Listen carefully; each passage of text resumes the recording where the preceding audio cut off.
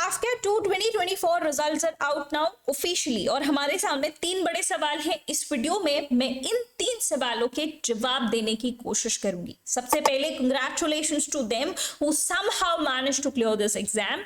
और अब तुम्हारा कंफ्यूजन है कि कौन सी एएफएसबी कब सिलेक्ट करनी चाहिए, राइट और जो तुम सिलेक्ट करना चाहते थे वो ऑलरेडी फिल हो चुका है। नाउ व्हाट टू डू, इन सब का लेना देना तुम्हारे सिलेक्शन रेट के साथ क्या है, इन सब का जवाब हम ढूंढेंगे।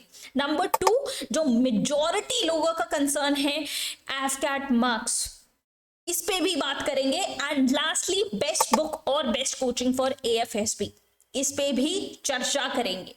ऑलराइट, सबसे पहले शुरू करते हैं। I missed Dehradun AFSB. सब लोग आई डोंट नो व्हाई कि देहरादून के पीछे पड़े हुए होते हैं, है ना।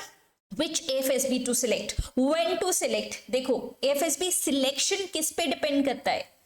जगह का तो कुछ है नहीं, that is non living thing. Depend करता है एसेसर पे।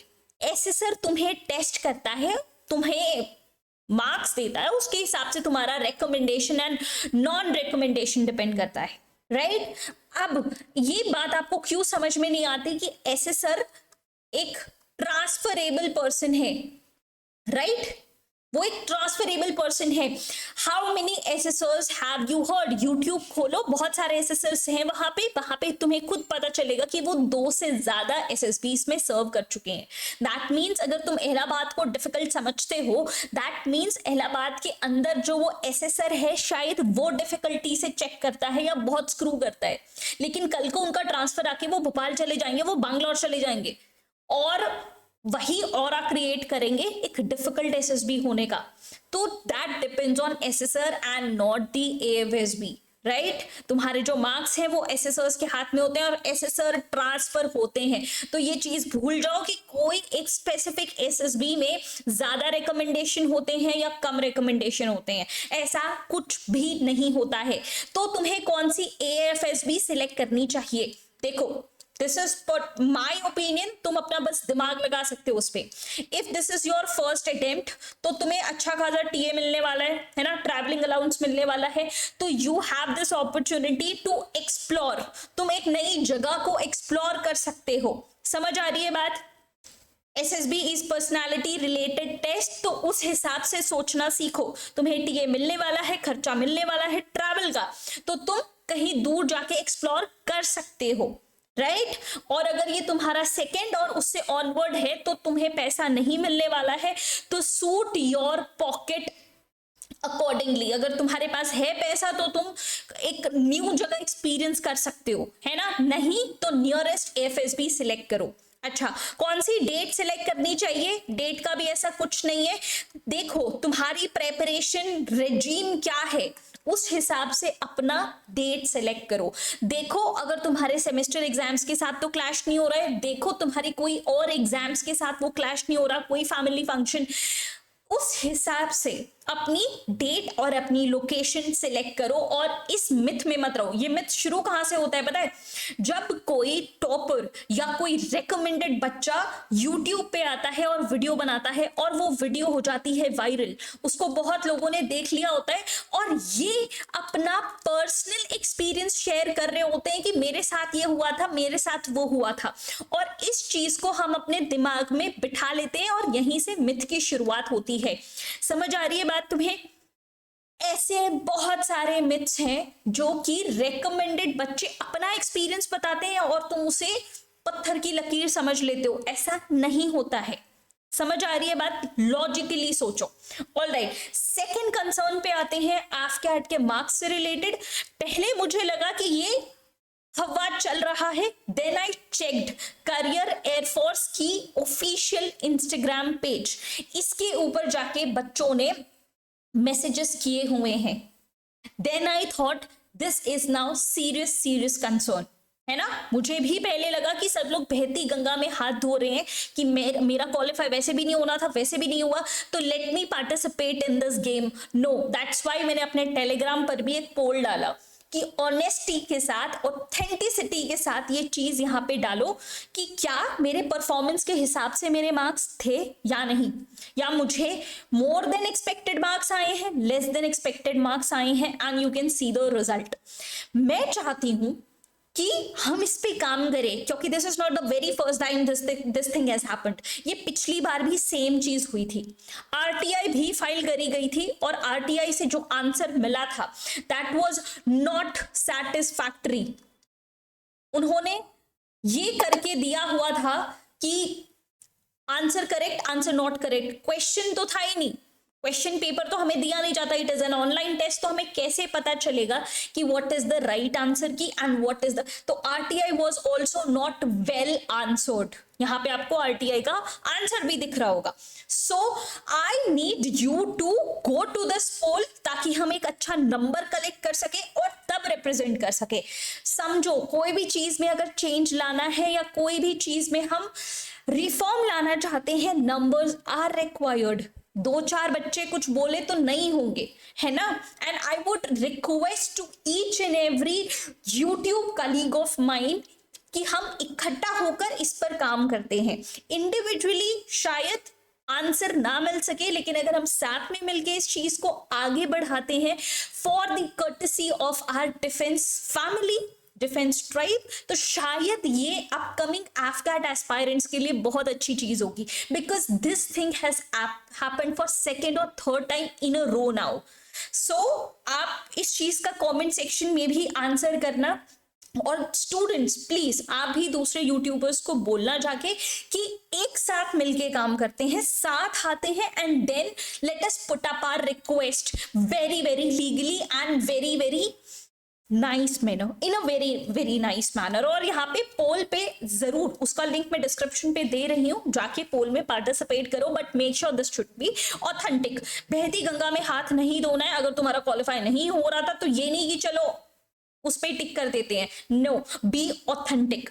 चलो नेक्स्ट चीज पे अगर हम बात करना चाहें, बेस्ट बुक और बेस्ट कोचिंग फॉर एएफएसबी। देखो, इसमें सबसे पहले आपको समझना होगा कि एसएसबी प्रेपरेशन क्या चीज मांगती है। मेजरली अगर ब्रॉड तरीके से देखें, तीन चीजें हमें गो थ्रू करनी होती है। सबसे पहला फेज आता है जब हमें जानना पड़ता है कि एसएसबी का प्रोसीजर क्या है, फर्स्ट डे क्या होता है, सेकेंड डे क्या होता है, what are the series of test being conducted.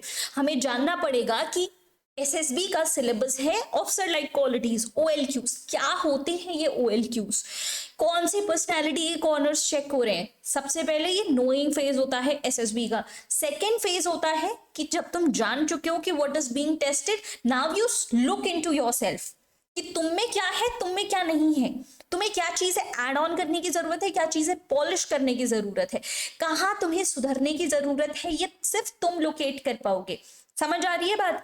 अपने तुम पूरी लाइफ में कौन सी चीज पे कैसे रिएक्ट किए हो, कैसे रिस्पॉन्ड किए हो, उन सबको बैठ के सोचना पड़ेगा, तब जाके तुम्हारा पर्सनालिटी परफॉर्मा बनेगा। और ये ट्रस्ट मी कोई और जाके नहीं बना सकता है, ये सिर्फ तुम बना सकते हो। तीसरी चीज आती है जब तुम सब कर चुके हो, उसके बाद प्रैक्टिस, प्रैक्टिस के बाद तुम्हारा परफॉर्मेंस इवैल्यूएशन।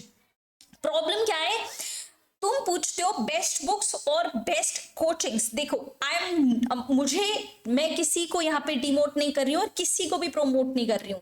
हर बुक का, हर कोचिंग एकेडमी के अपने प्रोज और अपने कॉन्स होते हैं, समझ आ रही है बात। लेकिन अगर कॉन्स की बात करूं, जो मेजर रीजंस ऑफ रिजेक्शंस होते हैं, अभी मैं आपको दिखाती हूँ, ये खुद मैंने सुन रखा है ना, एसेसर्स के मुंह से सुन रखा है कि यार तुम आंसर देते हो ना, आंसर की पहली 2 लाइन में मुझे पता चल जाता है कि कौन सी कोचिंग करके आए हो, तुम कहां से आए हो, आई नो एवरीथिंग। ये खुद मैंने सुन रखा है, हमारे जीटीओ ने हमें कहा था, द मोमेंट यू स्पीक ना, मोमेंट यू राइट, 2 लाइन में हम पकड़ लेते हैं कि तुम कौन सी एकेडमी से करके आए हो कोचिंग, है ना। तो इसका मतलब क्या है, जहां पे हमें कुछ अच्छा सीखना था, कुछ प्रोज लेने थे, हम वहां के कॉन्स लेके आ गए हैं। हम अनइंटेंशनली कॉपी कर लेते हैं कि अच्छा ऐसी पिक्चर आएगी तो ऐसी स्टोरी लिखेंगे, ऐसा वर्ड आएगा तो ऐसा रिस्पॉन्ड करेंगे, ऐसे जाके करेंगे, ऐसे जाके करेंगे। तो what we are learning there is shallowness. हम वहां जाके सीखते हैं कि कॉपी कैसे करते हैं, दैट इज इट।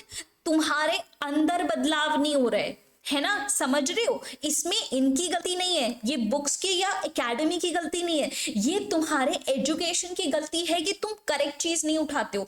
इसलिए this is now becoming very very important कि ये दो चीजें है ना तुम खुद करो। YouTube पे कितने एसेसर्स ने कितनी चीजें बता रखी हैं, उनको जाके पढ़ो, उन्हें सुनो, that is free of cost. तब जाके तुम अपना खुद का रेजीम बनाओ, इन दोनों चीजों पे काम करो।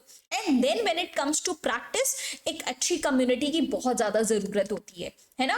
मैं घर पे तो बहुत अच्छा बोलती हूँ, लेकिन वहां पे मेरे जैसे मुझसे बेहतरीन 20 और बच्चे होंगे, उनके सामने मैं कैसे अपना पॉइंट पोर्ट्रे कर पाऊंगी, उनके सामने कैसे टीम वर्क दिखा पाऊंगी, this is very very important. और वहां पे आपकी कोचिंग हेल्प करती है। इस चीज को मैं ऑलरेडी अपने टेलीग्राम मैसेज में भी आंसर कर चुकी हूं। This is very big question कि एसएसबी कोचिंग लेनी चाहिए या कहां से लेनी चाहिए। तो आई would request pause this video for a while and read this message out. आपको हैशटैग मेरा ओपिनियन काफी क्रिस्टल क्लियर हो जाएगा। अदरवाइज कौन सी कोचिंग में तुम्हें कोचिंग में कब जाना है ये मैं आपको बता चुकी हूं कि भाई अपना होमवर्क पूरा करो। होमवर्क करने के बाद प्रैक्टिस और इवैल्यूएशन के लिए तुम जाना चाहते हो, प्लीज गो देयर। समझ आ रही है बात। अब कौन सी एकेडमी अच्छी है कौन सी नहीं है, that I can not tell you, क्योंकि मैं इतनी एकेडमीज गई नहीं हूं, है ना। तो बच्चों आप ये कर सकते हो कि अपना experience with various academies comment section में लिख सकते हो ताकि दूसरे लोगों को हेल्प हो, right. All right, and then बात आती है अपकमिंग एफकैट की तैयारी की। ठीक है, आई नो अभी तुम इन चीजों से उभर नहीं पा रहे हो, बट अब है ना it is very high time now. 1 महीना हो चुका है नाउ। अपकमिंग एफकैट तैयारी के लिए मैंने सोचा है कि टेलीग्राम पे तुम्हें डेली टारगेट दूं ताकि वो पूरे दिन में तुम पढ़ो, और उसके बाद at the end of the day उससे रिलेटेड मैं तुम्हें क्वेश्चंस दूं फॉर दी प्रैक्टिस। इस तरीके से शायद सिस्टम बना लेंगे ना तो अच्छी पढ़ाई होगी। समझ आ रही है बात। इफ यू वांट दिस, देखो इस पे ना 50 बच्चे भी एग्री करेंगे तो I will start this initiative on Telegram group only. बाकी जो एंड करते हैं इस वीडियो को with our major concern, that is AFCAT की transparency. You have to spread this word across all the aspirants, across all the channels ki come together, let us take a step forward with unity for the betterment of our AFCAT cycles, AFCAT aspirants from now. That's it for this video. I'll see you guys in the next video. Till then, goodbye and Jai Hind.